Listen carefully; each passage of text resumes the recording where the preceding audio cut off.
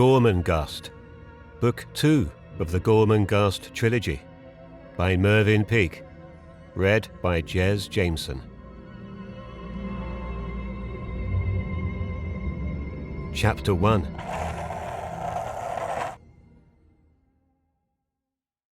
Titus is 7, his confines Gormenghast, suckled on shadows, weaned as it were on webs of ritual, for his ears echoes, for his eyes a labyrinth of stone, and yet within his body something other than this umbrageous legacy. For first and ever foremost, he is child. A ritual more compelling than ever man devised is fighting anchored darkness. A ritual of blood, of the jumping blood. These quicks of sentience owe nothing to his forebears, but to those feckless hosts, a trillion deep of the globe's childhood. The gift of the bright blood, of blood that laughs when the tenets mutter, weep, of blood that mourns when the seer laws croak, rejoice. O little revolution in great shades. Titus the 77th, heir to a crumbling summit, to a sea of nettles, to an empire of red rust, to ritual's footprints ankle deep in stone. Gormenghast. Withdrawn and ruinous it broods in umbra, the immemorial masonry, the towers, the tracts. Is all corroding? No. Through an avenue of spires a zephyr floats, a bird whistles, a freshet bears away from a choked river. Deep in a fist of stone a doll's hand wriggles, warm rebellious on the frozen palm.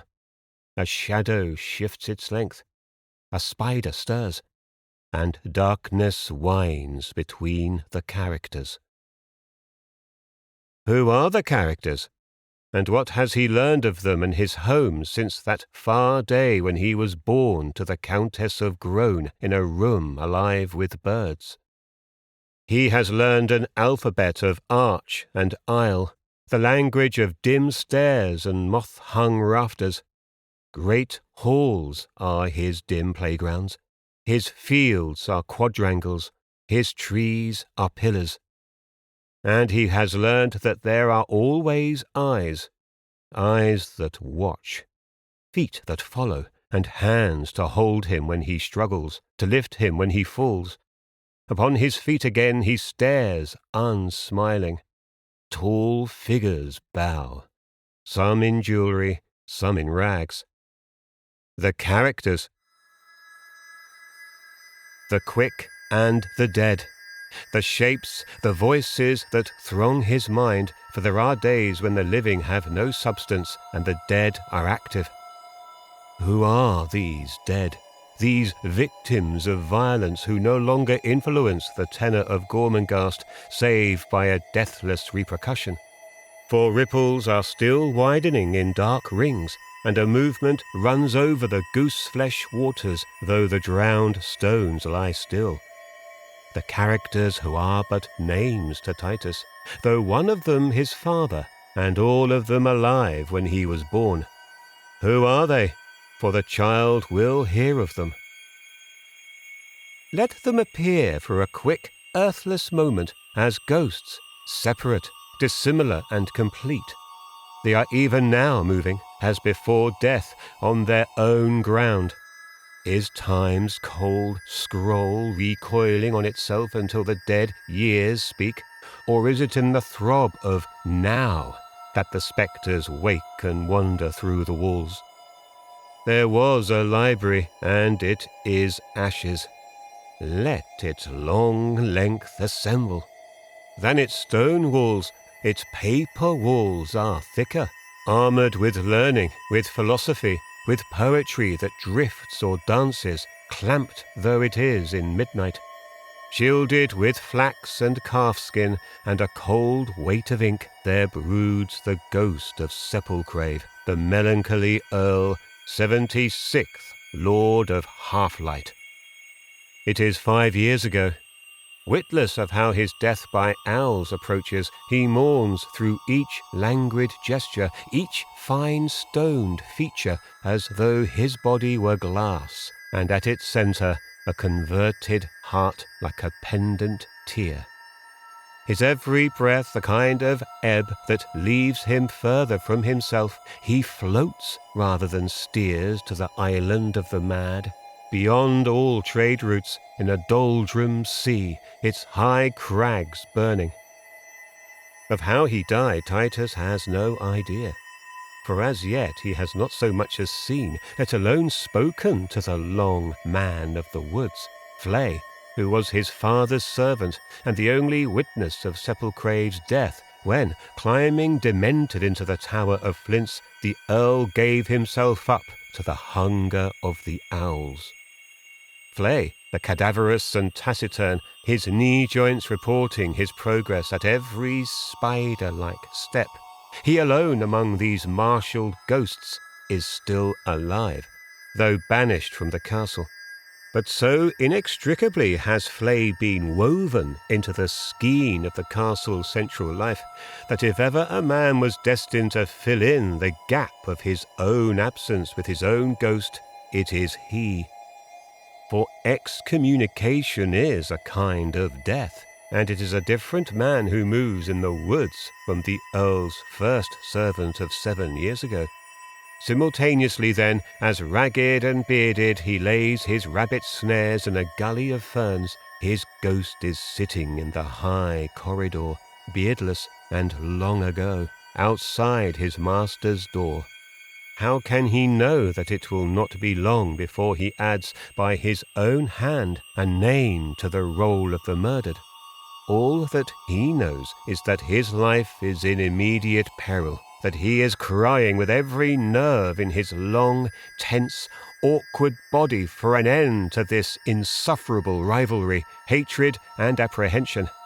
And he knows that this cannot be, unless either he or the gross and pendulous horror in question be destroyed. And so it happened. The pendulous horror, the chef of Gormenghast, floating like a moon-bathed sea-cow, a long sword bristling like a mast from his huge breast, had been struck down but an hour before the death of the Earl. And here he comes again in a province he has made peculiarly his own in soft and ruthless ways.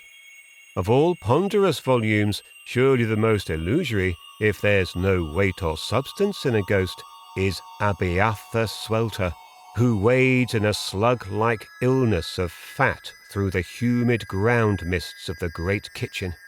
From hazy progs and flesh-pots half afloat, from bowls as big as baths, there rises and drifts like a miasmic tide the all but palpable odour of the day's belly timber. Sailing, his canvas stretched and spread through the hot mists, the ghost of Swelter is still further rarefied by the veiling fumes. He has become the ghost of a ghost, only his Swede-like head retaining the solidity of nature. The arrogance of this fat head exudes itself like an evil sweat. Vicious and vain as it is, the enormous ghost retreats a step to make way for the phantom sourdust on a tour of inspection. Master of ritual, perhaps the most indispensable figure of all, cornerstone and guardian of the grown law, his weak and horny hands are working at the knots of his tangled beard. As he shambles forward, the red rags of his office fall about his bleak old body in dirty festoons. He is in the worst of health, even for a ghost, coughing incessantly in a dry, horrible manner, the black and white strands of his beard jerking to and fro. Theoretically, he is rejoicing that in Titus an heir has been born to the house, but his responsibilities have become too heavy to allow him any lightness of heart, even supposing he could ever have lured into that stuttering organ so trivial a sensation. shuffling from ceremony to ceremony, his sear head raised against its natural desire to drop forward on his chest, and covered with as many pits and fissures as a cracked cheese, he personifies the ancientry of his high office. It was for his real body to die in the same fated library which now, in spectre form, is housing the wraith of Sepulchrave. As the old master of ritual moves away and fades through the feverish air of Swelter's kitchen, he cannot foresee or remember, for who can tell in which direction the minds of phantoms move, that filled to his wrinkled mouth with acrid smoke, he shall die, or has already died, by fire and suffocation, the great flames licking at his wrinkled hide with red and golden tongues. He cannot know that Steerpike burned him up, that his lordship's sisters, Cora and Clarice, lit the fuse, and that from that hour on, his overlord, the sacrosanct Earl, should find the road to lunacy so clear before him. And lastly, Kedda, Titus's foster mother, moving quietly along a dappled corridor of light and pearl-grey shadow. That she should be a ghost seems natural, for even when alive, there was something intangible, distant, and occult about her. To have died leaping into a great well of twilight air was pitiless enough, but less horrible than the last moments of the Earl, the chef, and the decrepit master of ritual, and a swifter ending to life's gall than the banishment of the long man of the woods. As in those days, before she fled from the castle to her death, she is caring for Titus as though all the mothers who have ever lived advise her through her blood. Dark, almost lambent like a topaz, she is still young, her sole disfigurement the universal bane of the outer dwellers, the premature erosion of an exceptional beauty, a deterioration that follows with merciless speed upon an adolescence almost spectral. She alone among these fate-struck figures is of that poverty-stricken and intolerable realm of the ostracized, whose drear cantonment, like a growth of mud and limpets, clamps itself to Gormenghast's outer wall. The sun's rays, searing a skein of cloud, burns with unhampered radiance through 100 windows of the southern walls. It is a light too violent for ghosts, and Kedda, Sourdust, Flay, Swelter, and Sepulchrave dissolve in sunbeams. These, then, in thumbnail, the lost characters. The initial few who, dying, deserted the hub of the castle's life before Titus was 3. The future hung on their activities. Titus himself is meaningless without them, for in his infancy he fed on footsteps, on the patterns that figures made against high ceilings, their hazy outlines, their slow or rapid movements, their varying odours and voices. Nothing that stirs but has its repercussions, and it may well be that Titus will hear the echoes when a man of what was whispered then. For it was no static assembly of personalities into which Titus was launched, no mere pattern, but an arabesque in motion whose thoughts were actions, or if not, hung like bats from an attic rafter, or veered between towers on leaf-like wings.